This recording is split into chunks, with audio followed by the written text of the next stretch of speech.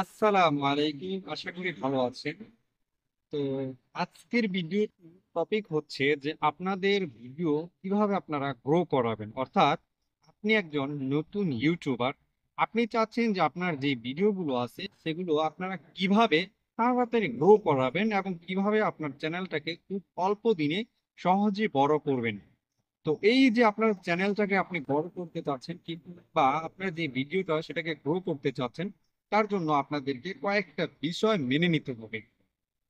তো আমি এই ভিডিওতে আপনাদেরকে সেই কয়েকটা বিষয় বলে দেই, যেগুলো মেনে যদি আপনারা ভিডিও আপলোড দেন তবে অবশ্যই আপনাদের যে ভিডিও সেটি ইনশাআল্লাহ গ্রো করবে।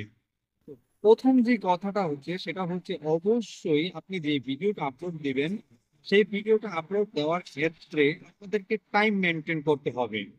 ধরেন আপনি একজন নতুন ইউটিউবার, আপনি চাচ্ছেন যে ভিডিও আপলোড দিতে থাকবেন দেন এক সময় আপনি মনিটাইজেশন পাবেন। এখানে কিছু কথা আছে যে আপনি যে ভিডিওটা আপলোড দিতে চাচ্ছেন সেখানে আপনাদেরকে টাইম মেনটেন করতে হবে।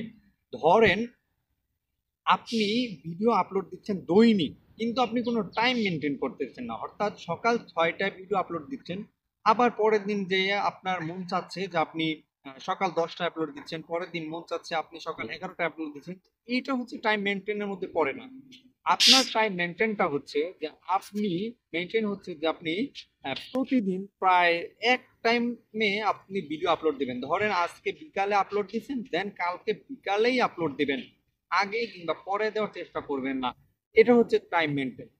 দ্বিতীয় যে কথাটা হচ্ছে সেটা হচ্ছে যে আপনার ভিডিওটা অবশ্যই বেস্ট করার চিন্তা ভাবনা মাথায় রাখবেন।